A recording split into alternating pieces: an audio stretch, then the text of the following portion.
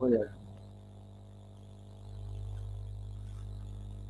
नमस्कार मित्रों। फिर मैं उसी से शिक्षा गुरु के बिल्कुल। नमस्कार मित्रों, शिक्षा गुरु के खास कार्यक्रम एक मुलाकात शिक्षा गुरु के साथ में आपका हार्दिक अभिनंदन है। आज हमारे साथ मौजूद हैं बुलंदशहर यूपी से आदरणीय निर्देश निधि मैडम। मैं निर्देश निधि मैडम का हार्दिक अभिनंदन करता हूं अपने इस कार्यक्रम में। और हमारे साथ साथ हमारे को होस्ट अशरफ अली जी अहमदाबाद से मौजूद हैं। अशरफ अली जी, आपका बहुत बहुत धन्यवाद। स्वागत है। हाँ, बहुत बहुत वेलकम। और दीदी, आपका बहुत बहुत स्वागत है हमारे इस प्रोग्राम एक मुलाकात शिक्षा तरू के साथ। बहुत धन्यवाद। बहुत वेलकम। जी, मेरा भी प्रणाम। रौनक जी। जी दीदी, धन्यवाद। आप शिक्षा गुरु के मंच पर हैं। शिक्षा गुरु एक छोटा छोटा सा प्रयास है। गरीब और वंचित बच्चों की शिक्षा के लिए एक संघर्ष कर रहे हैं हम लोग। हमारी संस्था जो कि रजिस्टर्ड संस्था है, हम लोग इस संस्था के द्वारा गरीब और वंचित बच्चों की शिक्षा को गोद लेते हैं। अभी तक हम लोगों ने 22 बच्चों की पढ़ाई की जिम्मेदारी संभाली है और उनके पढ़ाई को ट्रैक करते हैं हम लोग। और पूरी तरह से जो उनकी शिक्षा में जो भी मदद चाहिए हम लोग देते हैं। और साथ ही साथ ये कार्यक्रम हमारा एक मुलाकात शिक्षा गुरु के साथ, जिसमें आप जैसे लोगों को, आप जैसे जी। प्रेरक व्यक्तित्व को हम लोग समाज के सामने लाते हैं और आपकी बातों से खुद भी प्रेरित होते हैं और लोगों को भी प्रेरित करने की कोशिश करते हैं। दर्शकों, निर्देश दीदी मैडम किसी परिचय की मोहताज नहीं है। इनके बारे में बस थोड़ी सी बातें बता दूं कि आप देश की बहुत ही अग्रणी साहित्यकार हैं और इनकी जो प्रकाशित हुई रचनाएं हैं देश के विभिन्न बड़ी बड़ी किताबों में और बहुत बड़े बड़े पत्र पत्रिकाओं में, जो नामी गिरामी पत्र पत्रिकाएं हैं, वहां इनके संस्मरण, इनकी कहानियां, इनकी किताबें लगातार प्रकाशित होती रहती हैं। साथ ही साथ दीदी बहुत ही उम्दा रेखा चित्र कलाकार भी हैं। इन पर भी इनसे बातचीत करेंगे। और साथ ही साथ दीदी को बहुत सारे सम्मानों से सम्मानित किया गया है, जिनके बारे में भी धीरे धीरे हम लोग बात करेंगे। बहुत सारे समारोह में दीदी का शिरकत हुआ है। अंतर्राष्ट्रीय हिंदी सम्मेलन मॉरिशस में दीदी को भारत सरकार ने प्रतिनिधि बनाकर भेजा था, प्रतिनिधि मंडल में। और बहुत सारी बातें दीदी से करेंगे इनकी बात। दीदी, एक बार फिर से आपका अभिनंदन करते हैं और हम लोग बातचीत की शुरुआत करते हैं।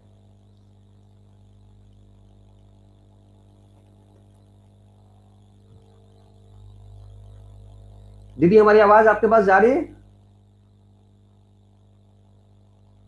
मुझे लग रहा है उनकी आवाज में कोई नेटवर्क की कोई प्रॉब्लम आ रही है। रौनक जी। निर्देश दीदी, हमारे पास, आपके रौनक पास जी, हमारी मैं आवाज जा रही सभी को मेरा भी प्रणाम है और आपकी आवाज मुझे बहुत कट-कट कर आ रही है। तो मुझे पूरी तरह सुनाई नहीं दे रहा है कि आप क्या बोले हैं। तो मैं सभी मित्रों को मेरा यथायोग्य अभिवादन है जो भी हम लोगों से जुड़े हुए हैं और आप लोगों को भी। जी जी, हाँ, अब आई है आपकी आवाज मुझे। ठीक है।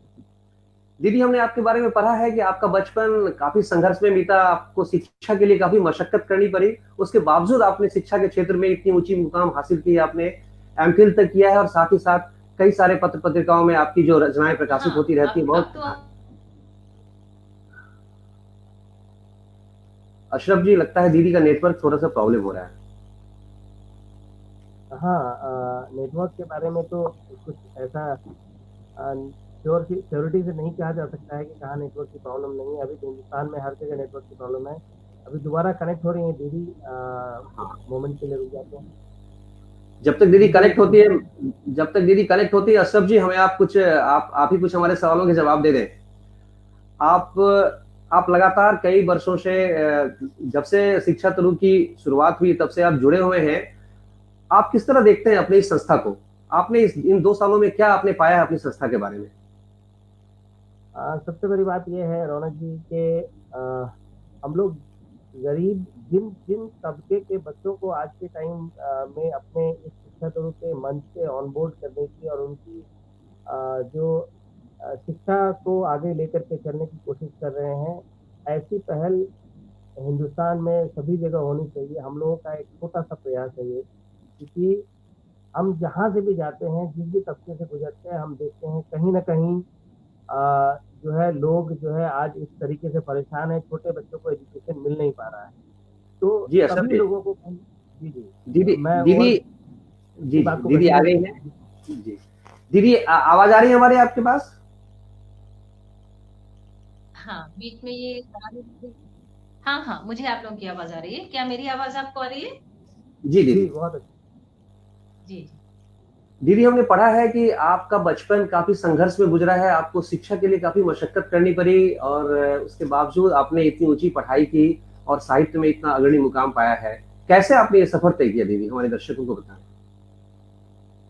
रौनक भाई, बचपन वाकई मेरा थोड़ा संघर्ष में गुजरा। हालांकि हम लोग आर्थिक रूप से कोई विपन्न लोग नहीं थे। अक्सर ये सोच लिया जाता है कि संघर्ष उन्हीं के जीवन में होता है जो आर्थिक रूप से विपन्न होते हैं या किसी तरह से जी कमजोर लोग होते हैं, जी लेकिन ऐसा नहीं होता है। सभी तरह के लोगों को संघर्ष से गुजरना पड़ सकता है। तो मेरे साथ भी यही हुआ कि मेरे पिता एक पुलिस अफसर थे, लेकिन किसी कारण से उन्होंने अपनी नौकरी से त्यागपत्र दिया और वो गांव आकर अपनी खेती बाड़ी देखने लगे। जी तो इस तरह से मैं एक, क्या मेरी आवाज आ रही है रौनक जी? जी जी जी दीदी, जी बिल्कुल आवाज आ रही है, आप बताएं दीदी, आपको हम लोग देख रहे हैं। आप लोग मुझे दिखाई नहीं दे रहे हैं? नहीं दीदी, हाँ, हमने आप आपको, दिखाई दे रहे हैं। हमने आपको सोलो कर दिया था, अकेला सिर्फ आपका ही आ रहा था, कोई दिक्कत नहीं, आप दिख रही हैं दीदी, हाँ प्लीज। अच्छा अच्छा। तो मैं ये जी बता रही थी कि मेरे पिता गांव आ गए। जी अब गांव आ गए तो मैं एक अफसर की बेटी से एक किसान की बेटी हो गई, क्योंकि हमारे यहाँ खेती बाड़ी होने लगी। अब गांव का और तो कोई समस्या नहीं थी, लेकिन समस्या ये थी कि मैं छठी क्लास में मेरा एडमिशन होना था और हमारे गांव में कोई स्कूल नहीं था। 5वीं तक हमारे यहाँ स्कूल था, वो भी बहुत टूटा फूटा जर्जर सा एक कमरे में, हमारे गांव में। जी तो तय ये हुआ कि मुझे वनस्थली विद्यापीठ भेज दिया जाएगा, जी जिसके लिए मैं तैयार नहीं हुई। मैं अपने परिवार को छोड़ने के लिए तैयार नहीं थी कि मैं नहीं जी जाऊंगी। जी अब क्या हुआ कि सबने कहा कि भाई यहाँ से तो बहुत दूर है, जहाँ स्कूल है एक कस्बा था छोटा सा, हल्दौर। तो वहां पर इंटर कॉलेज था जो सबसे पास हमारे गांव के पड़ता था, वो 3.5-4 किलोमीटर था। तो जी मेरे फादर ने कहा कि क्या तुम इतनी दूर पैदल जा सकोगी, क्योंकि कोई साधन नहीं था जाने का। तो जी मैंने हाँ कर दी कि हाँ हाँ मैं पैदल जाऊंगी। तो 3.5-4 किलोमीटर जाना और इतना ही लौट कर आना। इस पर एक शर्त रखी गई, कभी ये नहीं कहूंगी कि मैं थक गई हूँ। जी मैंने हाँ कहा, मैंने कभी नहीं कहा कि मैं थक गई हूँ। और इस तरह से ये एक संघर्ष था। तो वहां क्या हुआ कि मेरे फादर ने, एक हमारे यहाँ शेख चाचा थे, तो वो जी उनका घोड़ा तांगा चलता होता था, जैसे विक्टोरिया हम लोग कहते थे। तो घोड़ा तांगा जी चलता होता था। शेख चाचा से मेरे पिता ने कहा कि थोड़े पैसे ज्यादा ले लेना, लेकिन मेरी बेटी को छोड़ दो और ले लो जी स्कूल से।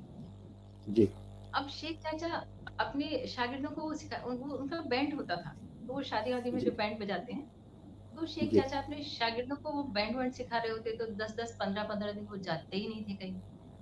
तो इस तरह से मुझे फिर पैदल आना पड़ता था। और मजे की बात यह है कि कोई भी लड़की, मेरे गांव से मैं ही एक लड़की थी जो पढ़ने के लिए जाती थी। ऐसा कोई अंग्रेजों का टाइम भी नहीं था, लेकिन फिर भी हमारे गांव इतना प्रोग्रेसिव नहीं था कि कोई लड़कियों को वहां पढ़ाता। मुश्किल से हमने एक लड़की को राजी किया कि भाई एडमिशन ले लो। उसने एडमिशन लिया, लेकिन वो 2-4-6 महीने बाद उसने बंद कर दिया।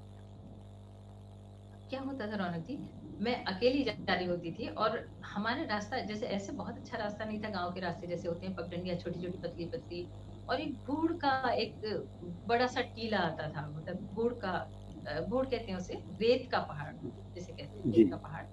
तो वो भी पार करना होता था। तो इस तरह से मैंने छठी, 7वीं और 8वीं तीनों कक्षाएं मैंने इतने संघर्ष के साथ, चाहे वो बरसात हो या कुछ भी हो, कभी स्कूल जाने से मना नहीं किया। शायद और कोई बच्चा होता तो कई बार ये कह सकता था कि मैं नहीं जा रहा। मेरे बहन भाई तो बाकी बड़े थे, तो बड़े बहन भाई कुछ हॉस्टल में थे। हम 5 बहन भाई थे। तो मेरे भाई लोग हॉस्टल में थे, मेरी दीदी की एक की शादी हो गई थी और मेरी एक दीदी प्राइवेट पढ़ाना उनको शुरू कर दिया था। लेकिन मैं तो इस लायक भी नहीं थी कि मैं, छोटी बच्ची थी तो प्राइवेट भी नहीं पढ़ सकती थी। तो इस तरह मुझे मेरा बचपन इस तरह से बड़ा। मैंने बहुत संघर्ष करके छठी, 7वीं और 8वीं तो कम से कम बहुत संघर्ष करके मैंने शिक्षा पाई। जी जी जी। दीदी, आपके आपकी संघर्ष की कहानी काफी लोग, हम लोग सुन रहे हैं, हमारे साथ बहुत सारे दर्शक जुड़ गए हैं। मैं चाहता हूँ उन दर्शकों को अपनी इस कार्यक्रम में शामिल करूं। जी दीदी, हमारे साथ बहुत सारे दर्शक हैं, मैं उन दर्शकों के जी। मैसेज पढ़ूंगा और आप उनको एक बार अंत में फिर से सबको बता, अपनी तरफ से 2 लाइन बता दीजिएगा, 2 लाइन बोल दीजिएगा। हमारे साथ अलका शर्मा जी जुड़ी हुई है, आपने, उन्होंने स्वागत किया है, स्वागत है निर्देश जी। हमारे साथ मीनाक्षी अली मैम जुड़ी हुई है अहमदाबाद से, इन्होंने कहा वेलकम मैम। हमारे साथ ज्योत्सना कपिल मैम लिखा, आपने स्वागत किया है आपका। हमारे साथ रश्मि रावीजा मैम है, उन्होंने नमस्कार निर्देश जी लिखा है। उसके बाद हमारे साथ मीनम एस कुमार मैम नई दिल्ली से हैं, इन्होंने दैट्स ग्रेट लिखा है। अलका शर्मा मैम हमारे साथ है, इन्होंने लिखा सराहना कार्य कर रही हैं आपकी संस्था। सविता रानी मलिक काठमांडू से जुड़ी हुई है हमारे साथ और आपका स्वागत कर रही हैं। अलका शर्मा जी फिर से हमारे साथ जुड़ी हैं। इन्होंने आपकी बातों को समर्थन किया कि सही कहा आपने दीदी, सबकी जिंदगी के अलग अलग संघर्ष होते हैं। राजू मनियार जी हमारे साथ जुड़े हुए हैं अहमदाबाद से, इन्होंने आपका स्वागत किया है और काफी लोग हमारे साथ जुड़े हुए हैं दीदी। अभी हम लोग इतने ही दर्शकों को लेते हैं, फिर हम लोग इसको शुरू करेंगे। आप इनके लिए 2 शब्द बोल दे दीदी हमारे दर्शकों के लिए। जी रौनक भाई, मेरी सभी मित्र जितने भी मेरे यहाँ अलका जी, रश्मि जी, मैं सबके नाम नहीं याद रख पाई हूँ। जी नहीं, मेरे प्लीज। मित्र हाँ, पर जुड़े हुए हैं, मैं सभी को यथायोग्य अभिवादन करती हूँ, बहुत आदर सम्मान के साथ और बहुत जी जी दीदी। और आप दीदी सब आपसे मेरे मित्र लोग जो मुझे देख, मैं उनका बहुत बहुत धन्यवाद प्रकट करती जी जी हूँ। जी दीदी, हमारे साथ कुछ ऐसे दर्शक भी जुड़े हुए हैं जो आपसे रूबरू होकर बात करना चाह रहे हैं, आपसे कुछ पूछना चाह रहे हैं। आइए ऐसे दर्शकों में सबसे पहले हम लोग लेते हैं, नई दिल्ली से हमारे साथ हैं देश की जानी मानी कवियत्री, युवा कवियत्री हैं कुमुद रंजन झा जी। कुमुद रंजन झा जी को मैं ऑन स्ट्रीम कर रहा हूँ। कुमुद रंजन झा जी, आपका बहुत बहुत स्वागत है।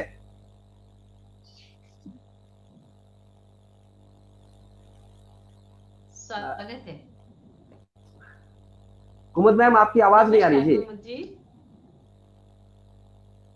कुमुद मैम, आपका अनम्यूट है, आपका माइक अनम्यूट है, प्लीज। जी जी प्लीज। रौनक जी, अब आ रही आवाज? जी बिल्कुल आवाज आ रही है मैम। हाँ, निधि मैम सादर प्रणाम। अशरफ जी नमस्कार, रौनक जी नमस्कार। निधि मैम, कल छठ था और कल छठ की ये धारणा थी, उगा हो सूरज देव। और जब से मुझे रौनक जी ने बताया है मैं आपसे मिलने वाली हूँ, वही वाली फीलिंग है, उगा हो सूरज देव। बहुत अभिलाषा थी मैम आपसे मिलने की, एक बार आपसे साक्षात दर्शन की। वैसे तो मैं 2017 से आपसे जुड़ी हूँ और आपसे सीखती रहती हूँ। और आपके लेखनी, मैं तो कहती हूँ कि निर्देश निधि मैडम ऐसी सरस्वती पुत्री हैं जिनकी कूची और कलम दोनों जोरदार है। जैसे दोनों ही विधाओं में वरदहस्त है आपका, तो सिद्धहस्त हैं आप।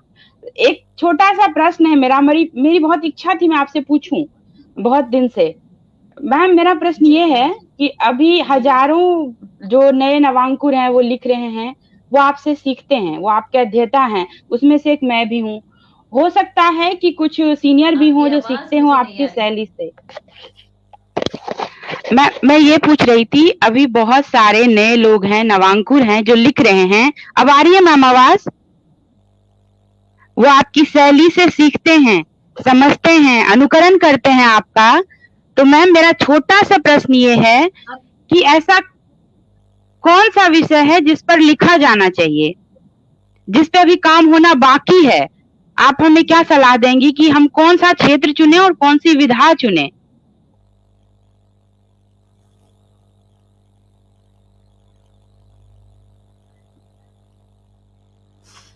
देखिए, क्षेत्र तो ये तो आपका जो अंदर से आती है बात, जिससे कि समाज को हम एक नई दिशा, एक अच्छी राह दे सके, मेरे ख्याल से तो वही विषय चुनना चाहिए। और हम अगर जानबूझकर कोई विषय चुनते हैं तो शायद वो एक आर्टिफिशियल चीज हो जाती है। अगर आपके अंदर से कोई आवाज आती है तो इस विषय पर लिखना चाहिए मुझे, तो मैं समझती हूँ वही सबसे अच्छा विषय आपके लिए होगा। और समाज के लिए मार्गदर्शन तो करना ही चाहिए। मैं समझती हूँ लेखन का वो काम है। सामाजिक सरोकार तो होना चाहिए। अभी आपकी सारी कविताएं मैं पढ़ती हूँ। हाँ, नहीं, मैं आ रही है आवाज मैम, पूरी आवाज आ रही है, बहुत अच्छे से आ रही है। सामाजिक सरोकारों की जब बात चली है तो फिर शिक्षा तरु का तो एक बार जिक्र होना जरूरी है। रौनक जी बहुत अच्छा काम कर रहे हैं दीदी, और आपका आशीर्वाद मिल गया, ये बहुत अच्छा रहेगा। बिल्कुल रौनक जी बहुत अच्छा काम कर रहे हैं, मैं उनकी सराहना करती हूँ, मैं उनकी प्रशंसा करती हूँ। और क्योंकि बच्चों के लिए, जो डिप्राइव्ड बच्चे हैं, मेरे ख्याल से स्वास्थ्य और शिक्षा बहुत महत्वपूर्ण चीजें हैं। और तीसरा मैं मानती हूँ पर्यावरण बहुत बड़ी चीज है। इन तीनों चीजों को बचाकर अगर हमने रख लिया तो हमारा देश काफी प्रगति कर सकता है, मैं ये समझती हूँ। देश क्यों, हम तो अब संसार की बात करते हैं। क्योंकि अगर पर्यावरण खराब होता है या शिक्षा नहीं होती है, स्वास्थ्य खराब होता है, तो फिर हम कहाँ रहन करेंगे, संसार कहाँ बचेगा। अगर पर्यावरण नहीं तो हम भी नहीं। तो मैं इन तीनों चीजों को बहुत जरूरी मानती हूँ, स्वास्थ्य, शिक्षा और पर्यावरण मेरे लिए। धन्यवाद मैम, बहुत महत्वपूर्ण रहेगा ये तीनों, ये फॉर्मूले बहुत अच्छे हैं, मुझे यही पता करना था। और थैंक यू सो मच, मैं अब कोशिश करूंगी। थैंक यू रौनक जी, बहुत अच्छा, बहुत बहुत धन्यवाद कुमुद रंजन मैम। आपने आप हमारे कार्यक्रम में जुड़ी, इसके लिए आपका बहुत बहुत धन्यवाद। और आपने शिक्षा तंत्र के बारे में जिक्र किया, हमारे काम की सराहना की, तो मैं कहना चाहता हूँ कि हमारी पूरी टीम जो है वो आप लोग जो वहाँ से बहुत दूर से बैठकर हमारे लिए शुभकामनाएं देती हैं, उसी से हम लोग ऊर्जावान होते हैं और उसी से हम लोग काम करते हैं। तो हमें अपनी शुभकामनाएं देना जारी रखें, हम लोग अपना अपना काम जरूर करते रहेंगे, ये मैं विश्वास जी दिलाता हूँ। बिल्कुल बिल्कुल बिल्कुल, कुमुद रंजन शुभकामनाएं मैम, शुभकामनाएं। प्रणाम मैम, आपका फिर से प्रणाम। बहुत धन्यवाद, बहुत बहुत धन्यवाद। कुमुद रंजन मैम, आपका बहुत बहुत स्वागत हमारे कार्यक्रम में आने के लिए। थैंक यू सो मच, धन्यवाद धन्यवाद धन्यवाद मैम। मैम। दीदी, हमारी आवाज आ रही है आपके पास? आप लोग मुझे दिखाई नहीं दे रहे हैं रौनक जी, क्या मेरी आवाज और मैं आपको? नहीं, आवाज तो आ रही है दीदी, आप दिख भी रहे हैं दीदी, आवाज भी आ रही है आपकी। तो रौनक जी, हम अपने क्वेश्चंस को आगे बढ़ाते हैं। दीदी, अगर आपको हमारी आवाज आ रही है तो रौनक जी आप दूसरा ओके सवाल ये दीजिए। मेरे सामने कुछ आ गया है जी। अच्छा, अब आ रही है दीदी, हमारी आवाज आ रही है? हाँ बिल्कुल बिल्कुल, आप दिख रही हैं, आवाज भी आ रही है। दीदी, हमारे साथ एक और दर्शक बहुत देर से इंतजार कर रहे हैं आपसे बातचीत करने के लिए, और वो भी देश की जानी मानी रेखा चित्रकार हैं, और उनकी चित्रकारी भी कई सारे जो राष्ट्रीय स्तर के जो किताबें हैं, राष्ट्रीय स्तर के प्रकाशन है, प्रकाशक की किताबों पर उनकी रेखा चित्र को छापा गया है और कई सारी पत्र पत्रिकाओं में आया गया है। आइए मैं उनका इस कार्यक्रम में प्रवेश कराता हूं। आप हमारे साथ जुड़ी हुई हैं अनुप्रिया मैम, फरीदाबाद से। अनुप्रिया मैम, आपका बहुत बहुत स्वागत है। बहुत अनम्यूट अच्छा लगा करें। आपको देखकर। अनुप्रिया मैम, आपका अनम्यूट कर लें उसको प्लीज, म्यूट है आपका माइक। माइक को देखिए, माइक को अनम्यूट हो। लेफ्ट साइड में बटन होगा मैम, माइक का बना हुआ, उसको टच करें। हाँ प्लीज। नमस्कार अनुप्रिया जी, कैसी हैं? मैं अच्छी हूँ, बहुत ही अच्छा लगा। आपको पता नहीं है रौनक जी, अनुप्रिया को देखकर मैंने कितनी प्रेरणा ली है। स्केचेस में पहले नहीं बनाती थी तो फेंक देती थी, और अनुप्रिया को जब देखा ना तो मैंने सोचा नहीं, स्केचेस को सहेज कर रखना चाहिए, अच्छे से बनाना चाहिए, तो वो मेरी प्रेरक है। दीदी, इससे इससे इससे पहले कि अनुप्रिया बोले, मैं 2 लाइन बता दूं कि अनुप्रिया हमारे सुपौल शहर की गौरव है। सुपौल बिहार का एक शहर है, एक जिला है, जहां की अनुप्रिया रहने वाली है, और पूरे शहर की गौरव है, और पूरे शहर के पूरे देश की गौरव है आप। लेकिन हम लोग काफी फक्र होता है कि अनुप्रिया हमारे सुपौल शहर से है। प्लीज। हाँ, धन्यवाद मैं भैया। यही कहने वाली थी कि अनुप्रिया सुपौल की नहीं, अनुप्रिया देश की जी जी जी जी, सही कहा आप लोगों ने। थोड़ा सा लगता है दीदी का नेटवर्क हल्का सा। जी अनुजा। हाँ जी दीदी। हाँ, मेरा सवाल रौनक जी, आप मुझे हाइड करते 2 मिनट के लिए। हाँ मेरा जी। सवाल आपसे यह था कि बहुत दिनों से आपके चित्र नहीं देख रही हूँ, रेखा चित्र। आप बना रही हैं ना? मैं अनुप्रिया ये जी, अभी पूछना तो चाह पाखी का जो आवरण है वो मेरा हाँ रेखा चित्र था। जी जी, मैं जो दोनों जानती हूँ। हाँ जी हाँ हाँ हाँ, बना तो रही हूँ, थोड़ी थोड़ी बना रही हाँ हूँ। हाँ तो आपकी हाँ। तरह मैं निरंतर नहीं रहती हूँ, लेकिन थोड़ी थोड़ी तो मैं बनाती ही हूँ। नहीं, आपको उस कवर के लिए बहुत बधाई। बहुत सुंदर कवर था और पुरस्कृत किया गया। ये मुझे मतलब बहुत ही अच्छा लगा देख धन्यवाद करके। जब अनुप्रिया। कवर पे मैंने देखा ना तो मुझे बहुत खुशी हुई, बहुत खुशी हुई। अनुप्रिया आप, जी अनुप्रिया और कोई सवाल है दीदी से, और कोई बातचीत है आप करें आप प्लीज। तो मेरी हाँ, फेवरेट हैं। मेरा रेखा चित्र सवाल में मैंने ये आपसे बहुत सीखी। Thank you. मैं ये कहना चाह रही थी कि आपको ऐसा कब लगा कि जो बच्चे हैं जो जिन्हें शिक्षा नहीं मिल पाती है, गरीब बच्चे, तो उनके लिए कुछ किया जाए, ऐसी प्रेरणा आपको कब मिली? कब लगा कि हाँ, इनके लिए कुछ करना चाहिए? ये बहुत अच्छा प्रश्न है अनुप्रिया, और ये बहुत इंटरेस्टिंग है। इसका जो उत्तर है वो बहुत ही इंटरेस्टिंग है। जी एक दिन क्या हुआ, मैं अर्ली राइजर हूँ, मैं थोड़ा जल्दी उठती हूँ, और मैं थोड़ा बाहर घूमती हूँ, और मेरे गेट के बाहर एकदम सड़क है। तो मैंने अपना गेट खोला और मैं सड़क पे जाती हूँ तो देखती हूँ बच्चे घूमते रहते हैं, कुछ रैग पिकर्स बच्चे, जो कूड़े कचरे वाले बच्चे हैं, ये घूमते रहते हैं। तो एक दिन क्या हुआ कि कुछ बात करूं मैं इन लोगों से, मैंने एक बच्ची से पूछा कि पढ़ती हो? मेरा यही प्रश्न होता है, मैं सारे बच्चों से ये पूछ लेती हूँ कि पढ़ते हो? क्योंकि मुझे लगता है हर बच्चे को पढ़ना चाहिए। तो मैंने उस बच्ची से पूछा कि पढ़ती हो? तो उस बच्ची ने एक दूसरी बच्ची की तरफ देखा जो करीब 10-12 साल की रही होगी, 11-12 साल की रही होगी, मुझे एग्जैक्टली अंदाजा नहीं कितनी होगी। तो उस बच्ची की तरफ देखा, उस बच्ची ने कहा यस। मैंने कहा अच्छा, कौन सी क्लास में पढ़ती हो? इन 6th क्लास। ओ 6th क्लास। तो फिर मैंने कहा कि मैं तुम्हारी क्या बनना चाहती हो? मैंने उससे पूछा क्या बनना चाहती हो? तो उस लड़की ने अपनी आंखों में एक अभूतपूर्व चमक भर के, या उसकी आंखें इतनी चमकीली थी कि उसने मुझसे कहा कि I want to be a collector, I want to become a collector. मैं बता नहीं सकती कि मैं उससे कितना प्रेरित हुई। मैं उसको क्या प्रेरणा देती, मैं उससे उल्टा प्रेरित हुई। और मैं उसकी आंखों की चमक कभी भुला नहीं सकती।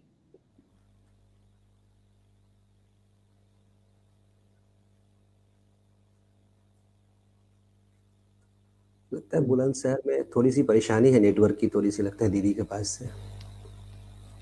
दीदी जुड़ रही हैं दोबारा हमारे साथ। हाँ, दीदी हमारे साथ जुड़ेंगे। तब तक मैं अनुप्रिया से एक सवाल कर लूं। अनुप्रिया हमारे साथ है, अच्छा मौका है। हाँ जी। अनुप्रिया, आपको ये रेखा चित्र बनाने की प्रेरणा कहाँ से मिली आपको? बहुत छोटी थी तभी से ही चित्र बनाने का शौक था, बल्कि डाँट भी खाती थी घर पे कि तुम जी, कागज़ खराब करती हो। क्योंकि जी, जी, हम लोग के समय में छोटे थे तो मतलब कि आर्थिक रूप से उतने समर्थ नहीं थे। कॉपी किताब का मतलब है कि उसमें सिर्फ़ पढ़ाई ही होनी चाहिए।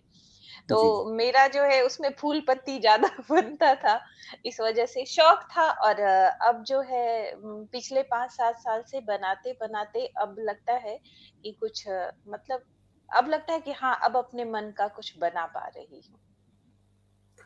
अनुप्रिया, आपके रेखा चित्रों में मुख्यतः किस तरह के संदेश हुआ करते हैं? आप किस तरह के संदेश समाज को देना चाहती हैं ज़्यादा से ज़्यादा?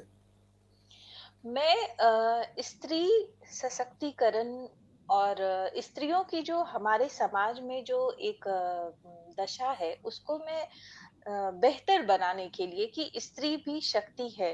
मतलब मैं ऐसा नहीं कह रही हूँ कि पुरुष को नहीं होना चाहिए। स्त्री पुरुष दोनों हैं धरती पे और दोनों का बैलेंस बराबर होना चाहिए। स्त्रियां अभी भी बहुत ही पिछड़ी हुई हैं बहुत जी, मामलों में। तो वो बराबरी पे आए तो साथ चलेंगे और जी, अच्छा रहेगा इसलिए। जी, जी। दीदी हमारे साथ फिर से जुड़ गए। दीदी हमारी आवाज़ आ रही है आपके साथ? दीदी हमारी आवाज़ आ रही है?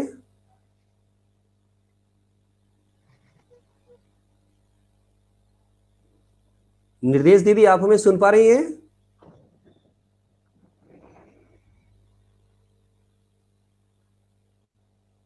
लगता है निर्देश निर्देश दीदी, दीदी को आप आवाज नहीं आ रही। आप हमारी आवाज़ सुन पा रही हैं दीदी?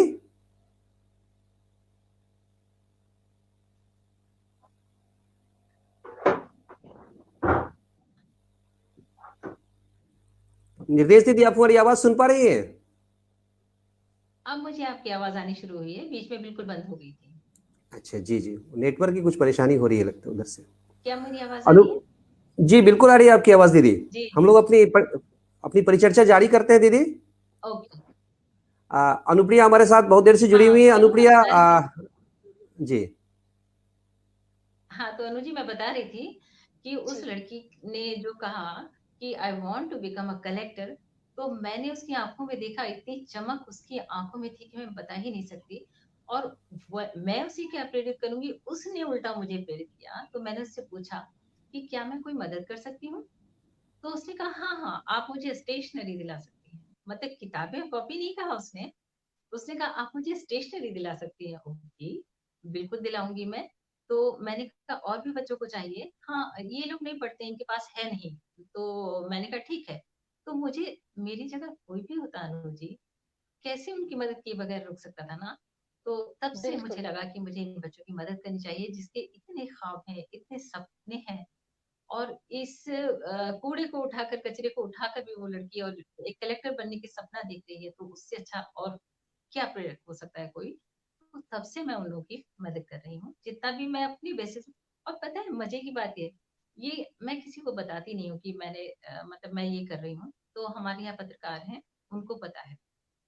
तो उन्होंने एक दिन पेपर में निकाल दिया। तो पेपर में निकाल दिया, मेरे एक मित्र है, फेसबुक मित्र है कोई, तो उन्होंने 5,000 का चेक मुझे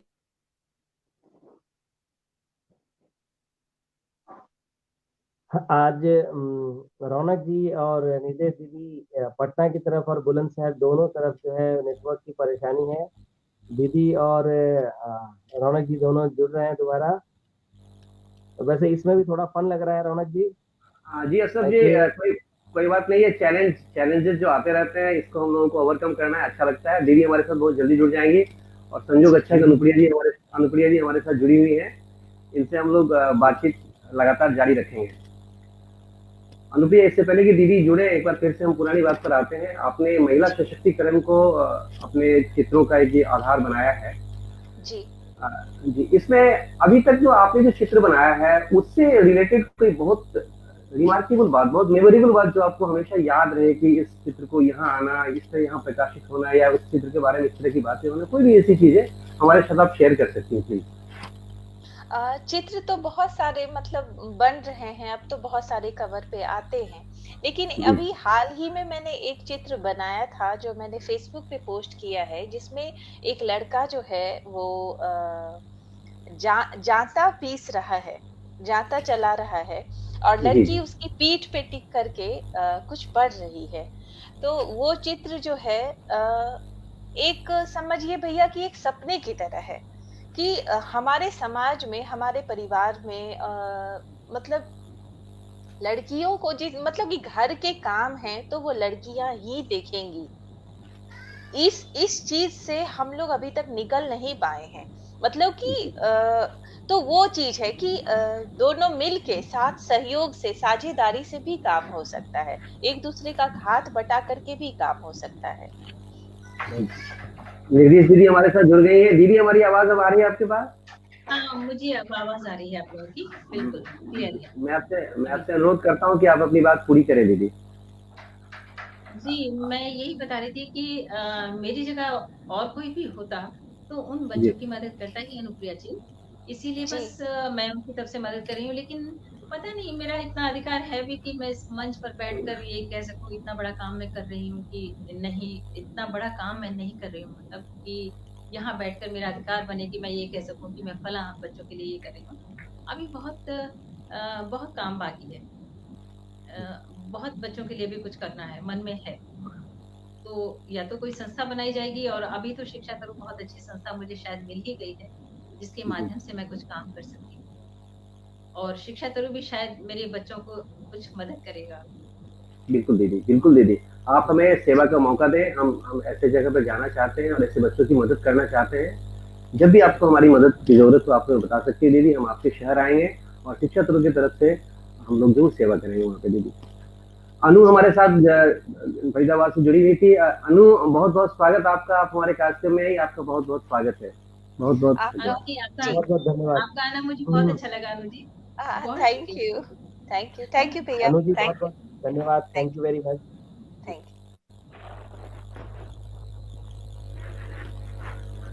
जी दीदी।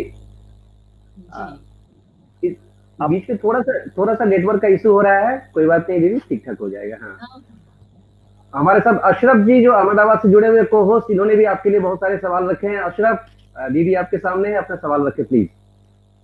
जरूर, स्वागत है। दीदी की बातों ने मंत्र मुग्ध कर दिया है एक्चुअली। वो कहते हैं, दीदी अभी कह रही थी कि मैं इस चीज का क्रेडिट नहीं लेना चाहती हूँ कि हम बच्चों की मदद कर रहे हैं। तो मुझे लगता है समाज में किसी काम को छोटा बड़ा नहीं सोचते हुए अपना हाथ बढ़ाना चाहिए। अगर हम एक बच्चे की भी हेल्प एक परिवार करेगा तो फिर तो ये चीजें रहेगी नहीं। हर बच्चा बिल, सक्षम होगा, हर बच्चा अपने एम को, एम्बिशन को और अपनी सोच को, जैसा आपने कहा कि एक छोटी सी बच्ची ने कहा कि उसने जवाब आपसे यस करके दिया, सिक्स बोला, आप हिंदी में बोल रही थी, वो इंग्लिश में आंसर कर रही थी, और उसने कहा हाँ कि मैं कलेक्टर बनना चाहती हूँ। तो ये सोच, ये सिर्फ सोच और सपना है जो सभी के मन में होता है। इसमें गरीब अमीर वाली कोई बात ही नहीं है दीदी। तो मुझे लगता है कि हमारे समाज में आगे बढ़ करके हर एक इंसान को, हर एक परिवार को, कम से कम एक परिवार को एक बच्चे के लिए सोचना चाहिए। फिर ये चीजें, ये दूरियां जो है वो खत्म हो जाएगी और हमारा समाज उन्नतिपूर्ण समाज हो जाएगा। दीदी, ये मेरा थॉट है। मुझे उम्मीद है कि आप लोग भी इस बात को पसंद करेंगी और हमारी सोच जी, कैसी होगी। जी, जी, बिल्कुल दीदी सहमति है आपकी बात अ, से।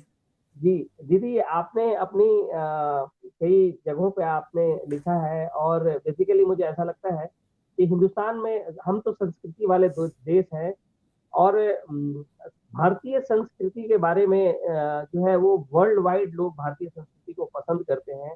आपकी मॉरिशस यात्रा में आपने भी इस चीज़ को लिखा है कि भारतीय संस्कृति।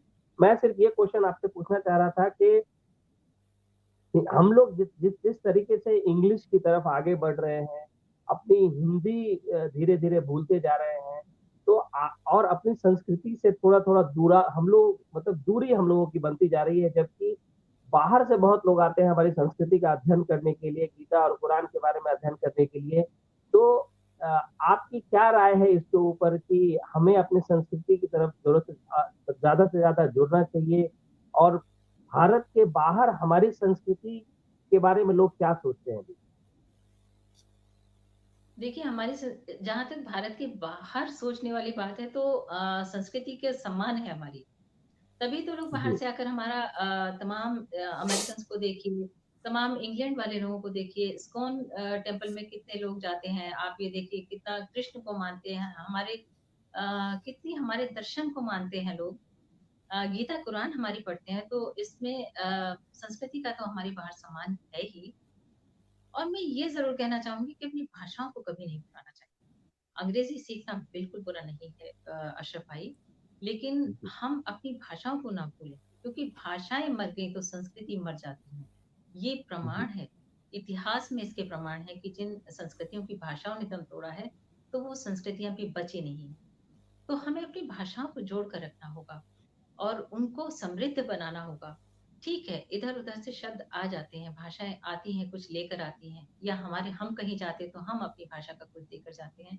तो ये स्टिफ़ एकदम नहीं होना चाहिए कि नहीं मेरी भाषा एकदम हिंदी ही है, उसमें उर्दू नहीं आएगा या उर्दू ही है तो उसमें अंग्रेज़ी नहीं आएगी। ये सब नहीं होना चाहिए, क्योंकि जी, मैं समझती हूँ कि ये तो समृद्धि है भाषा की अगर एक्सेप्ट करना है चीज़ों को। और बहुत ज़्यादा जो क्लिष्ट हमारे यहाँ भाषाएँ हैं, उनको थोड़ा-सा सरलीकरण उनका हो। जैसे कामकाज की जो भाषा है हमारी अगर हम लें, तो सरकारी जो भाषा है, तो उसे पढ़ पाना ही बहुत मुश्किल काम होता है। जी, आम आदमी के लिए बड़ा मुश्किल काम है कि उसको पूरा समझ पाए। अगर कोई फ़ॉर्म अगर भरने के लिए कोई दे दिया जाए सरकारी फ़ॉर्म, तो मुश्किल हो जाता है। तो मेरा तो ये आग्रह होता है सरकार से भी और जो भी लोग इससे संबंधित हैं कि उसको थोड़ा सरल बनाया जाए, भाषा को थोड़ा सरल रखा जाए ताकि सहजता से लोग उसको समझ सकें। तो भाषाएँ, संस्कृति बचा कर रखनी ही है। अगर ये खो गई तो हम खो जाएँगे, ये तो आवश्यक है। जी, लेकिन हाँ, जी, भाईचारा बना रहे, सब पूरे हमारा तो है ही, वसुधैव कुटुम्बकम, सारी दुनिया हमारी है, हम हमारा एक कुटुंब है, तो वो सब बना रहना चाहिए। जी। जी, अशरफ बहुत जी। सही कहा दीदी आपने।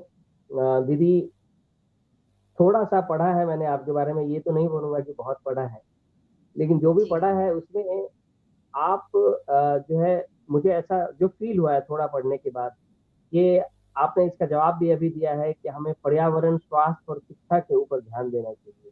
हुँ, हुँ। आपने एक लिखा है शेष विहार के ऊपर आपने एक कहानी लिखी है या मैंने सुनी है उसको देखा है मैंने। जी, आप बेसिकली पर्यावरण, प्रकृति के ऊपर आपने बहुत उसके ऊपर बातें की है कि आज से 200, 500, 2000, 5000 साल के बाद हमारा जीवन क्या होगा? हमें आज क्या अपने को ठीक करना चाहिए?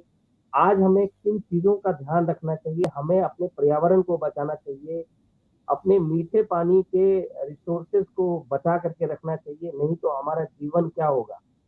जो आपने उसमें कैरेक्टर माँ और बच्चे का एक कैरेक्टर बताया है, वैन अपनी माँ से, उसके मातृत्व, उनकी भावनाओं से मतलब क्या रिलेशन है, आज से 1000 साल के बाद क्या होगा माँ-बच्चे का रिश्ता, उसके बारे में आपने उसमें दर्शाया है। तो दीदी मैं आता हूँ क्वेश्चन की तरफ कि आप क्या मैसेज देना चाहती हैं क्योंकि आज के युवा, आज के जनरेशन, आज की सोसाइटी को किस प्रकार ध्यान रखना चाहिए अपनी प्रकृति के लिए, जिससे कि हम अपना फ्यूचर और अपने बच्चों के फ्यूचर को थोड़ा बचा सकें? दीदी, जो आपने शेष विहार में बेसिकली बताने की कोशिश की। जी, जी। दरअसल ये मेरी चिंता का विषय रहता है, पर्यावरण खराब होता मैं सबसे अगर कहूँ तो सबसे ज़्यादा जो मैं कनेक्ट करती हूँ पर्यावरण के साथ कनेक्ट करती हूँ और सबसे बड़ी चिंता का कारण मेरा यही है।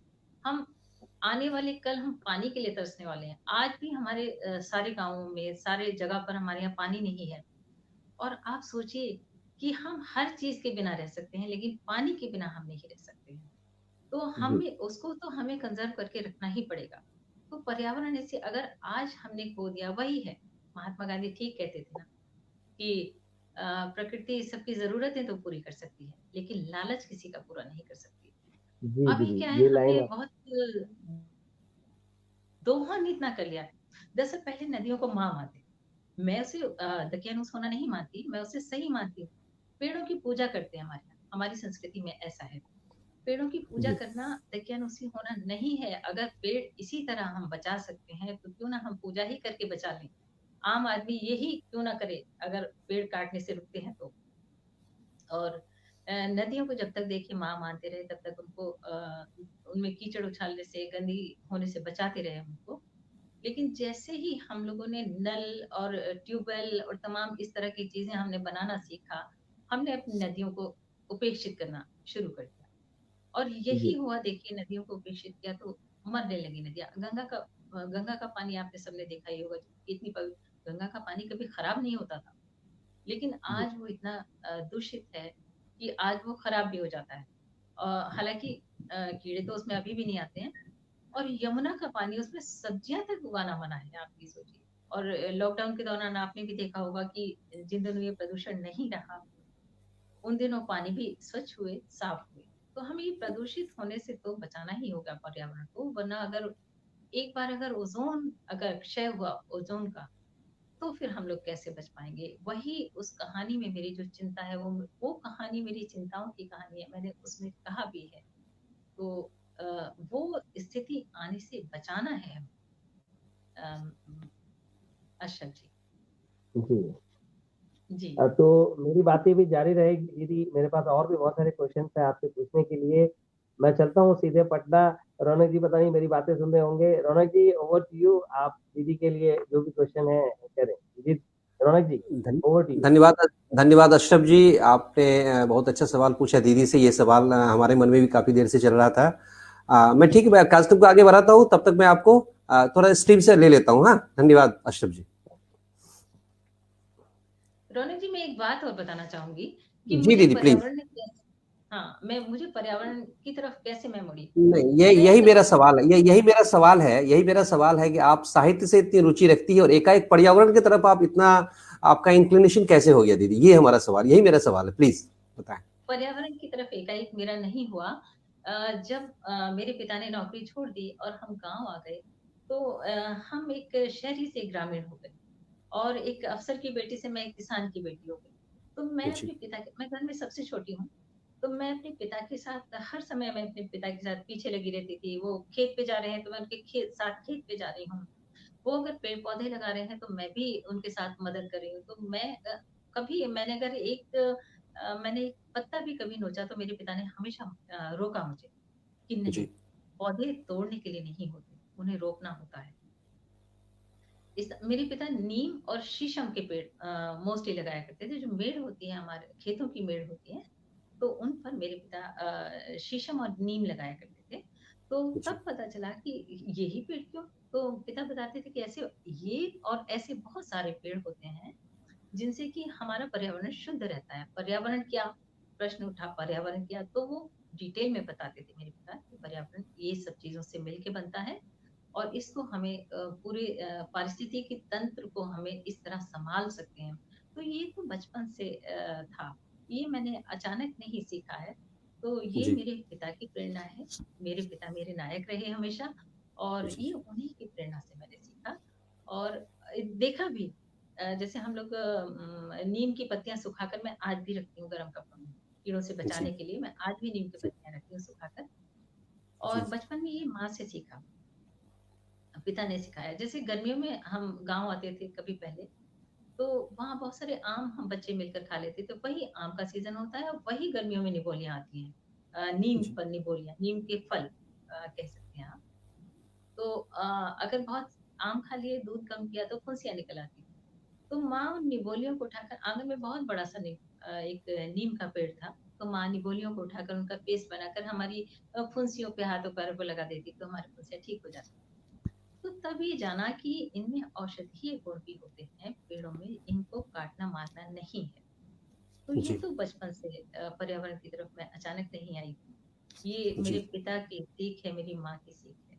तो वो मेरे जी, साथ अभी भी चलती आ रही है और मैं इसे कभी नहीं छोड़ सकती, कुछ भी छोड़ सकती हूँ। जी तो दीदी। लेखन में भी मेरे वो आता है और कुछ कविताएँ, कुछ कहानियाँ, बहुत कुछ। और ये कहानी जो अभी अशरफ जी बता रहे थे, ये कहानी भी जी, उसी चिंता से उभरी। जी। जी, हाँ। दीदी आपसे एक रिक्वेस्ट है कि आप एक छोटी-सी कविता अपनी लिखी हुई जो हमारे दर्शकों को प्रेरणा दे, या तो शिक्षा से या पर्यावरण से, वो हमारे सामने रखें प्लीज़। ठीक है, मैं एक पर्यावरण से संबंधित एक कविता आपको सुना देती हूँ। जी दीदी। ये तो अच्छा हुआ मैंने इसे खोला हुआ है, नहीं तो मुझे नहीं पता था आपके मुझे डिमांड करने जा रहे हैं। जी, जी। एक जी दीदी।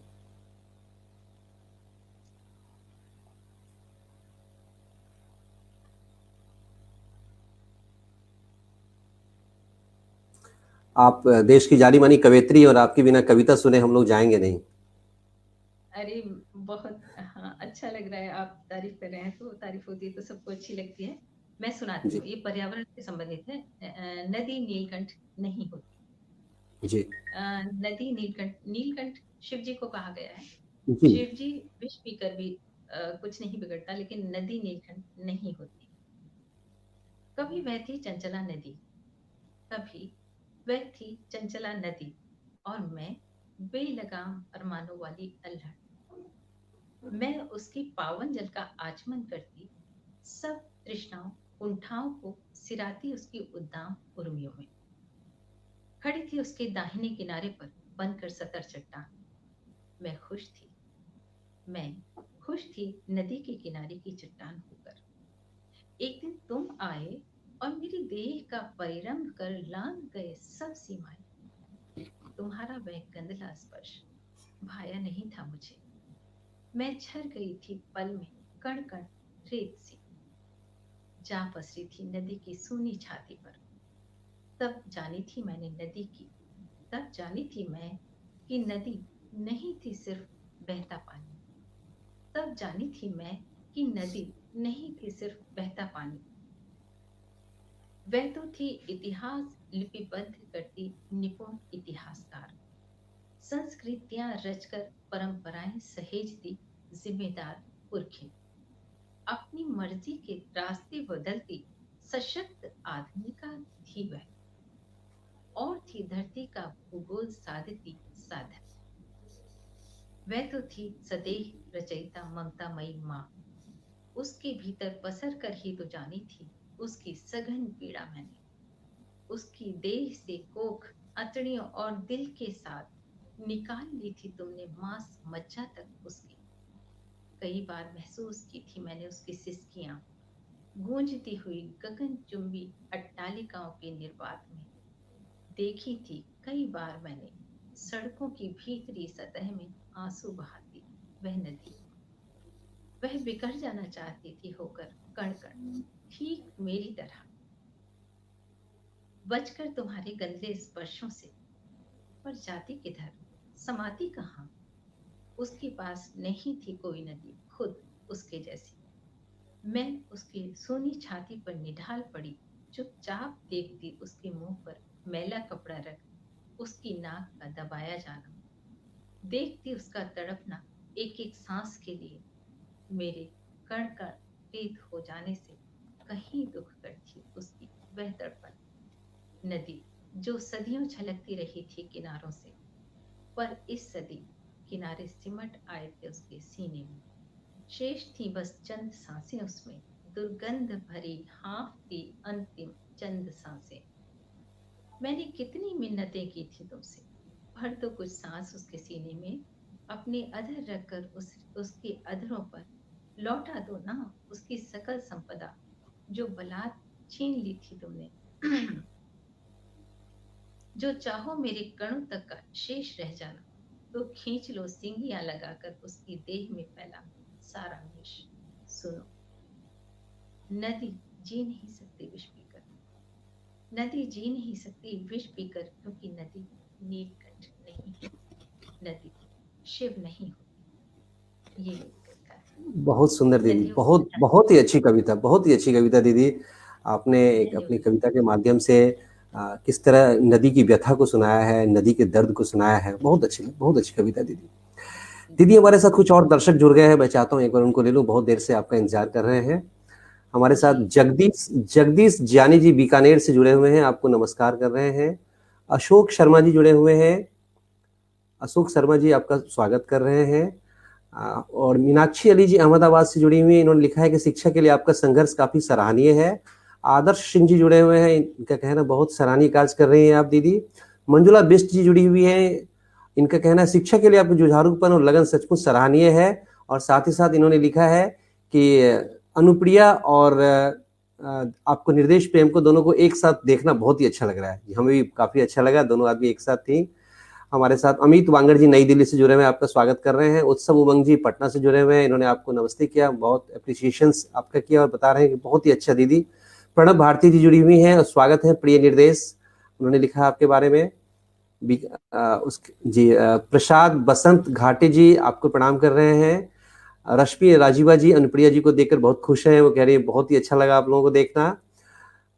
काफी लोग हमारे साथ जुड़े, कार्टूनिस्ट इरफान साहब जुड़े हुए हैं, उन्होंने आपके बारे में लिखा नाइस टॉक विद आर्टिस्ट। बहुत अनूप ठाकुर जी जुड़े हुए हैं, इन्होंने आपका स्वागत किया। अजीत कुमार जैन जी जुड़े हुए हैं, इन्होंने लिखा अनुप्रिया जी मुझे लगता है आपको कागज खराब करने के लिए नहीं, पढ़ाई न करने के लिए डांट पड़ती थी। जी अनुप्रिया जी तो फिलहाल अभी नहीं है, मैं आपका मैसेज उनके पास पहुंचा दूंगा। वाकई हमारे साथ कोकिला अग्रवाल जी जुड़ी हुई हैं, आपका स्वागत कर रही हैं। हमारे साथ कुमारी शिल्पी जी जुड़ी हुई हैं, इन्होंने कहा बहुत सही क्रिया, बहुत सही कहा आपने दीदी। रंजना वर्मा जी जुड़ी हुई हैं पटना से, बहुत ही अच्छी परिचर्चा चल रही है आप लोगों की, बहुत बहुत बधाई। बबीता कोबल जी जुड़ी हुई हैं, आपको नमन कर रही हैं। अर्चना अर्चना प्रसाद जी आपका स्वागत कर रही हैं। रश्मि राजीवा जी आपका स्वागत कर रही हैं। बहुत सारे लोग आपके साथ जुड़े हुए हैं। सैफालिका वर्मा जी, जो कि आप उनसे परिचित होंगे, सैफालिका वर्मा से साहित्य अकादमी अवार्ड से सम्मानित दीदी हैं और हमारी हमारी संस्था की संरक्षिका हैं, हमारे साथ जुड़ी हुई हैं, इन्होंने भी आपका स्वागत किया है। बहुत सारे लोग हैं और बहुत सारे मैसेज है, मैं उनको फिर से लूंगा। तब तक के लिए दीदी आप इनके लिए 2 शब्द बोल दें प्लीज। मैं आप सभी का स्वागत करती हूँ और मेरी तरफ से आप सबको हाथ जोड़कर प्रणाम है और स्नेह के साथ, आदर के साथ। और मुझे बहुत अच्छा लगा कि आप लोग यहाँ पर हैं। इससे मनोबल बढ़ता है बोलने वाले अपनी बात कहने का सबके सामने। तो बहुत बहुत बहुत धन्यवाद, बहुत बहुत आभार आप सबका यहाँ बने होने के लिए। जी दीदी। रौनक जी, मैं दीदी संघर्ष के बारे में एक बात कहना चाहती थी कि हम अक्सर ये सोच लेते हैं, मैंने पहले भी कहा कि अक्सर हम ये सोच लेते हैं कि जो साधनहीन होते हैं उन्हीं का संघर्ष होता है। जी इसका एक उदाहरण मैं देना चाहूंगी। जैसे अभी लॉकडाउन के दौरान मजदूर लोगों ने बहुत संघर्ष किया, बेचारों ने बहुत कष्ट में रहे। हमने जी मजदूरों का संघर्ष देखा क्योंकि वो डिप्राइव्ड लोग थे, उनके पास साधन नहीं थे। परंतु मैं यहाँ ये भी कहना चाहूंगी कि जो हमारे देश के प्रधान हैं उनके चेहरे की रंगत भी उड़ गई थी, लेकिन जो मैंने महसूस किया, लेकिन हमने उनका संघर्ष नहीं उस समय देखा। तो ये एक छोटा सा उदाहरण है। लेकिन जैसे हम गरीब लोगों का संघर्ष ज्यादा हम लोग देखते हैं। और मैं जी एक बात और कहना चाहूंगी, पता नहीं वो मेरे फेसबुक के मित्र यहाँ पर जुड़े हुए हैं मेरे साथ या नहीं। जब मैं जी बच्चों के लिए ये कर रही हूँ, जो बच्चों के लिए मैं रैग पिकर्स के लिए थी, तो किन्हीं सज्जनों ने मेरे पास 5,000 रुपए का चेक भेजा अच्छा। उन बच्चों की सहायता के लिए। तो अगर जी वो जी मुझे सुन रहे हैं तो मैं ये कहना चाहती हूँ कि मैं इस तरह पैसे नहीं ले सकती क्योंकि मैं कोई संस्था नहीं चलाती हूँ। मैं जी जी अपनी बेसिस पर, और मैं किसी को ये सब बताती भी नहीं। ये तो रौनक भाई ने मुझसे कहलवा लिया है, अन्यथा ये तो सब जी सतह पर चल रहा है कि मतलब नहीं बताया जाता है कि मैं ये सब कर रही हूँ, क्योंकि इतना बड़ा पता नहीं मैं कर भी रही हूँ कुछ या नहीं। तो उनका जी जी जो 5,000 रुपए इस तरह उन्होंने भेजे, मुझे बहुत कद्र करती हूँ मैं उनकी भावना की, परंतु मैं इस तरह पैसे नहीं रख सकती हूँ। तो अगर कभी संस्था में खोलूंगी तो फिर अवश्य मैं ले लूंगी। जी जी दीदी। रौनक। एक्चुअली हम आपने आपको जिन्होंने ये डोनेशन भेजा है वो आपके कार्य से काफ़ी प्रभावित हुए होंगे, उनको लगा होगा कि आप उनकी मदद से आगे बढ़ सकती है। तो ये आपकी जी सोच है कि ये, हाँ, ये आपने सही कहा कि जब कोई संस्था खोलेंगे तो फिर हम उनसे ये डोनेशन हाँ स्वीकार कर लेंगे। मैं इस मंच के माध्यम से, अगर वो आपको सुन रहे हैं, तो मैं उनको ज़रूर बताना चाहता हूँ कि दीदी बहुत जल्द एक संस्था भी खोलेंगी। इनका प्लान है, ये इन्होंने हमसे शेयर भी किया था कार्यक्रम के दौरान, कि बहुत जल्द जो है आप इसको एक संस्थागत रूप देंगे। दीदी एक और सवाल मेरे मन में काफ़ी समय से चल रहा है कि आपने बुलंदशहर जैसे छोटे शहर में काम करना शुरू किया और धीरे धीरे वहाँ काफ़ी लोग इससे जुड़ते चले गए। तो आपको क्या शुरुआत में कोई कठिनाई का अनुभव हुआ कि बहुत छोटे शहर में, हालांकि बहुत छोटा शहर तो नहीं है, लेकिन बुलंदशहर में, छोटे शहरों में ये होता है कि आप कुछ कर रही हैं तो काफ़ी लोग जो हैं कई बार आपके इसके रूप में भी, विरोध के रूप में भी आते हैं कि भाई ये तुम क्या कर रही हो, कैसा कर रही हो, नहीं कर रही हो। तो क्या आपको इस तरह के विरोधों का सामना करना पड़ा है? क्योंकि हम लोगों को इस तरह की काफ़ी विरोधों का सामना करना पड़ता है जब हम आगे काम आते हैं। तो मैं आपसे ये शेयर जानना चाहता हूँ कि क्या आपको करना पड़ा और आपने उस पर कैसे विजय प्राप्त की? रौनक जी, देखिए, आलोचना तो होती है। अगर जी आलोचना को देखें तो आलोचक तो आपके चारों तरफ हैं, तो निंदक जी नियरे राखिए। जी जी तो निंदक रहेंगे तो आप और भी अच्छा काम शायद कर पाएंगे, मेरे ख्याल से। जी तो जी ऐसे बहुत बड़ा विरोध मेरा किसी ने नहीं किया, क्योंकि इतना बुरा काम मेरा कोई, अगर मैं साहित्य हाँ लिख रही हूँ, अगर मैं कुछ लिख रही हूँ तो ये कोई बुरा काम नहीं है। इससे किसी का दुर्भाव तो किसी के लिए पैदा नहीं होता है। तो जी किसी ने जी ऐसे विरोध तो मेरा नहीं किया, लेकिन हाँ, आलोचक तो मेरे भी हैं ही, और मैं बड़ा सम्मान करती हूँ अपने आलोचकों का, और होने चाहिए, क्योंकि अगर वो हैं तो मैं और सही रास्ते जाऊंगी, मैं और अच्छे रास्ते तलाशूंगी। अगर आलोचना नहीं है तो फिर क्या है जी कि दीदी। आवश्यक मेरा नहीं। मेरा जी, मेरा वही कहना था कि जब आपने ये समाज सेवा का काम शुरू किया, आपने बोला कि कचरा बीनने वाले बच्चों के लिए आपने काम शुरू किया, उस समय किसी तरह के कोई विरोध का सामना तो नहीं करना पड़ा? क्योंकि कभी कभी लोग, आसपास के लोग, खासकर शहर में लोग कहते हैं ये क्या हो रहा है, ये क्या कर रही हो, नहीं कर रही, इस तरह की बातें। साहित्य हाँ लिखने में नहीं, तो ऐसा कभी किसी का किसी ने विरोध नहीं होगा। जी हाँ नहीं, ऐसा किसी ने नहीं कहा मुझे। दरअसल जी बहुत ज्यादा मैंने उनको डेली, मैं उनसे मिलती नहीं हूँ, जी बच्चों से मिलती नहीं हूँ। जब उनकी आवश्यकताएं होती हैं तो जो मेरा मुख्य काम जो है वो उनकी आर्थिक मदद करना है। जैसे उस जी बच्ची ने मुझसे कहा था कि मुझे स्टेशनरी दिला दी, या कभी कपड़े नहीं है, या कभी स्टेशनरी चाहिए पढ़ने लिखने का। मैं पढ़ाती यूँ नहीं हूँ कि मैं कई-कई महीने फिर बेटे के पास चली जाती हूँ। जी कभी यहाँ होती हूँ, कभी यहाँ नहीं होती।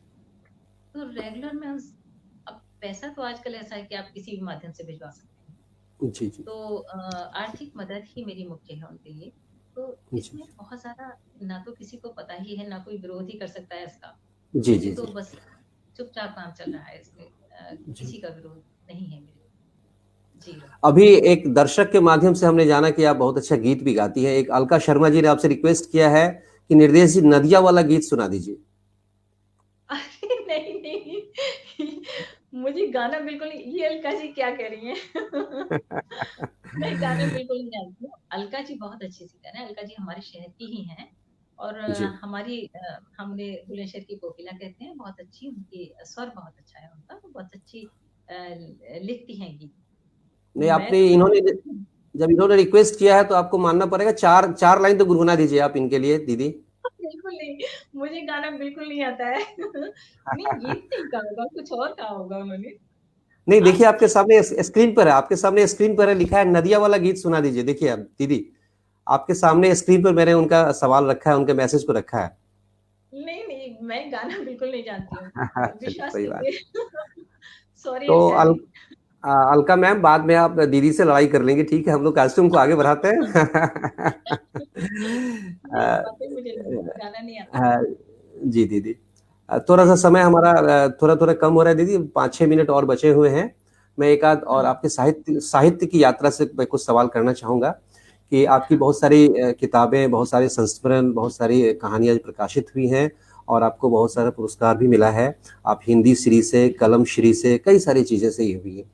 तो दीदी, साहित्य साधना आपने इतने इतने वर्षों से कर रही हैं, आपको क्या लग रहा है कि अब आपको और किन-किन चीज़ों की तरफ लिखने का मन कर रहा है? किन-किन चीज़ आप साहित्य साधना से समाज को क्या दे पाई हैं अभी तक? क्या आप अनुभव किए हैं कि साहित्य लिखने से हमने क्या-क्या मतलब थोड़ा बहुत भी समाज में लोगों को क्या सीख मिल रही है? और कौन-सा ऐसा फ़ील्ड बचा है कि आप चाहती हैं कि उस पर और आप लिखें? मेरा जो पसंदीदा है वो तो वही है पर्यावरण, फिर से वही पर्यावरण। जाऊँगी। जी, जी। हाँ, मेरा जो पसंदीदा विषय है और मेरा उपन्यास भी उसी पर जाने वाला है। जी। पर्यावरण विषय पर ही इसीलिए लेट हो रहा है कि बहुत अच्छा विषय पता नहीं मिल पा रहा है या नहीं मिल पा रहा है। लेकिन जी। मेरा मुख्य विषय पर्यावरण है।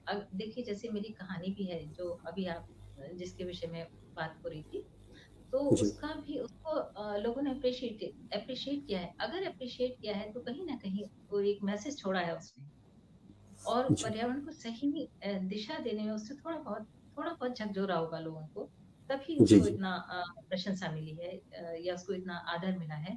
तो मैं जी। समझती हूँ हाँ, साहित्य थोड़ा बहुत असर तो डालता ही है। ये नहीं कि एकदम आज मैंने लिखा और कल उसका असर हो गया। ये तो थोड़ा जी। मुश्किल है, ये कोई दवाई नहीं है कि एकदम खाई और बुखार उतर गया। तो जी, जी। असर करता है। अगर कोई एक आदमी की किसी एक बात से असर ले लेता है, किसी एक रचना से अगर कोई एक आदमी का जीवन सुधर जाता है या कोई सीख अगर कोई ले लेता है, तो साहित्यकार ज़बरन तो किसी से नहीं कर सकता है कि जी, ज़बरदस्ती जी। मानो। लेकिन हाँ, अगर कोई उसे अंतःकरण से स्वीकार कर ले, तो इससे अच्छा और क्या है? और ज़रूर होता है, असर तो बिल्कुल होता है। जी, दीदी। मैं इस पे एक एक घटना मैं सुनाना चाहूँगी अगर समय है तो। जी, पहले जी, एक बात सुनाइए। सुनाना चाहूँगी। जी, जी। मेरी एक कहानी है तो उसमें नायिका थोड़ी पगलाई हुई है। तो वो नायिका को खाने को कोई देता है तो वो नायिका कभी कुत्तों को खिला देती है, कभी चिड़ियों को खिला देती है। तो उसका दिमाग काम नहीं करता है ठीक से। चंदो नाम है उसका। तो मेरे एक मित्र ने उस कहानी को पढ़ा और उनका भाई ऐसे ही है जिसको जो थोड़ी मेंटली रिटार्डेड है। तो वो उसके जी। लिए रोज़ खाना लेकर जाते थे। तो वो कभी खाना गिरा देता था, कभी कुत्ते को दे दिया, कभी चिड़िया को दे दिया उसने। तो वो कभी-कभी चाँटा भी लगा देते थे इस बात पर क्योंकि गुस्सा आ जाता था। जी। तो मेरे उन मित्र ने उस कहानी को पढ़ने के बाद मुझे फ़ोन किया और उन्होंने ये बताया कि मैं पहले उसे मार भी देता था, लेकिन जब जी। से ये कहानी पढ़ी है तो मैं समझा उसकी मानसिक स्थिति अपने भाई की कि वो उसकी गलती ही नहीं है। वो तो जी। अपने दिमाग से उसकी प्रॉब्लम है तो वो फेंक देता है, वो कुत्तों को खिला देता है। मैं मेहनत करके बना के ले जाता हूँ और वो खिला जी। देता है। लेकिन अब मैं समझ गया इस कहानी को पढ़ने के बाद, मैं उसे कभी नहीं मारूँगा। तो जी, जी। असर तो होता है। मैं समझती हूँ साहित्य का असर तो अवश्य होता है। जी, दीदी। दीदी लेकिन हमारे पास थोड़ा-सा संवेदनशील जी, जी, निश्चित रूप से दीदी। दीदी थोड़ा-सा समय कम है, 1-2 लोग और हमारे साथ जुड़े हैं, उनका मैं एक बार मैसेज ले लेता हूँ। राजू कुमार जी लंदन से हमें सुन रहे हैं, इन्होंने लिखा है, क्या बात है, बहुत ही सुंदर कविता आपने पढ़ी है दीदी, बहुत खूब। यही तो ख़ासियत है एक कवि की कि नदी और पहाड़ के मन की बात भी समझ जाती हैं, काश ये संवेदनशीलता हर मनुष्य में हो। जी हाँ, राजू भाई बहुत सही कहा आपने। अ, बहुत अच्छा। प्रसाद वसंत घाटी जी ने लिखा है कि आप सिर्फ लेखक नहीं हैं, बाकी इतनी सारी एक्टिविटीज़ भी करती हैं, आप सही कहूँ तो सुपर वुमन हैं। आप मेरी नज़र में एक आदर्श हैं, आपसे बहुत प्रभावित हूँ। बहुत जी धन्यवाद राकेश जी, बहुत जी। धन्यवाद। और अलका शर्मा जी ने लड़ाई को खत्म किया है, लिखा है कि नहीं गीत नहीं मेरा आशय कविता से ही था, नदिया हाँ, कविता हाँ। से। जी।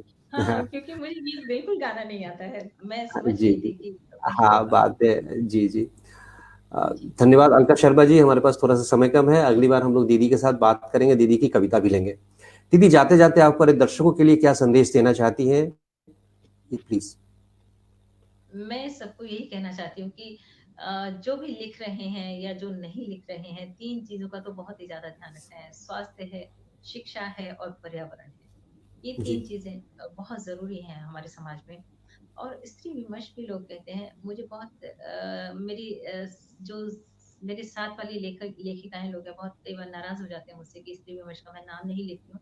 लेकिन स्त्री विमर्श इन सब के बाद तो नहीं है, है तो वो भी एक मुख्य चीज़ लेकिन उसे ईमानदारी से निभाया जाना चाहिए। जो जो लेखिकाएँ हैं या जो इसके लिए काम कर रही हैं स्त्रियों के लिए, मैं उनसे मेरी एक अपील है कि इससे स्त्री विमर्श को बहुत ही ऑनेस्टली लेकर चलें। इसे बहुत ज़्यादा झमेले में नहीं डालें। जैसे कई बार हम स्त्रियाँ ही पुरुषों पर अब कई बार मैंने देखा है कि पतियों पर झूठे इल्ज़ाम लगा दिए या लड़कों पर झूठे इल्ज़ाम लगा दिए। कोई भी झूठ, कोई भी विमर्श किसी झूठ के पाँव लेकर नहीं चल सका है बहुत लंबा। तो इसे अगर हम ऑनेस्टली लेंगे तो वाकई में स्त्रियों की व्यथाएं भी बहुत ज्यादा हैं। मैं स्त्रियों के भी साथ रहती हूँ क्योंकि एक स्त्री हूँ तो उनका साथ जरूर दूंगी, लेकिन मुझे उनकी स्त्री विमर्श के सिवा मुझे दीन विमर्श बहुत महत्वपूर्ण लगते हैं। जी तो दीदी। इनके लिए काम किया जाना चाहिए और अपनी संस्कृति को बचा कर रखना चाहिए, अपनी भाषा को सुधार कर रखना चाहिए, बचा कर सहेज कर रखना चाहिए। मैं ये कहना चाहती बहुत ही अच्छा कहा दीदी। हमारे साथ अहमदाबाद से बहुत देर से जुड़े हुए हैं अशरफ जी। अशरफ जी, दीदी से विदा लेते हैं हम लोग। अशरफ जी। हूँ। जी बहुत अच्छा लगा मुझे, बहुत अच्छा लगा सबसे मिलना। जितने लोग यहाँ आए उन सबको मैं धन्यवाद करना चाहती हूँ, और इतना सारा समय मेरे लिए दिया, और आपने भी मुझे यहाँ बुलाया, शिक्षा तरु ने। मैं शिक्षा तरु का भी बहुत बहुत धन्यवाद करती हूँ, और फिर कभी अ, दोबारा मिलेंगे। जरूर दीदी। नमस्कार। तो दीदी आप हमारे साथ। दीदी जी। दीदी आपका मैसेज बहुत क्लियर था। पर्यावरण के लिए मैसेज देना, शिक्षा के ऊपर और स्वास्थ्य के ऊपर। मेरा क्वेश्चन भी, रौनक भाई दिल की बातें जान लेते हैं, मेरा क्वेश्चन यही था, उन्होंने खुद ही वो क्वेश्चन कर ही दिया। आप हमारे साथ आई, उसका बहुत बहुत धन्यवाद और बहुत बहुत शुक्रिया। आपको प्रणाम तहे दिल से। और जी रौनक भाई, अशोक ओवर जी, टू यू। बहुत बहुत धन्यवाद दीदी, आपका भी। दीदी पूरा शिक्षा तरु परिवार आपका हार्दिक अभिनंदन करती है और धन्यवाद करती है कि आपने अपना समय दिया हमारे लिए। और हम कामना करते हैं कि आप इस तरह साहित्य की राह में बहुत आगे चलती रहें। आपके साहित्य से हमारे समाज का भला होता हो, और जो समाज सेवा का काम कर रही हैं आप, उसमें और जोर शोर से आप काम करें। और जब भी शिक्षा तरु की जरूरत पड़े आप हमें याद कर सकती हैं, हम आपके साथ हमेशा मौजूद रहेंगे, भारत के किसी भी जी कोने में मौजूद रहेंगे। जी दीदी। बिल्कुल, बहुत बहुत धन्यवाद रौनक जी। और जी दीदी। आगे जब भी जरूरत पड़ेगी शिक्षा तरु की, मैं जरूर आप लोगों को याद करूंगी। वी आर जी विद यू दीदी, मैम। आपका बहुत धन्यवाद मैम। धन्यवाद। दर्शकों, अभी हमारे साथ जुड़ी हुई थी बुलंदशहर से आदरणीय निर्देश निधि दीदी जी। निर्देश निधि दीदी बहुत ही अग्रिम स्तर की साहित्यकार हैं और साथ साथ समाज सेविका भी हैं। आज का कार्यक्रम यही समाप्त होता है। अगले सप्ताह ठीक इसी समय हम एक नए प्रेरक व्यक्तित्व के साथ आपके साथ मिलेंगे और अपनी परिचर्चा जारी रखेंगे एक मुलाकात शिक्षा के साथ में। तब तक मुझे रौनक को अनुमति दें। बहुत बहुत नमस्कार, धन्यवाद।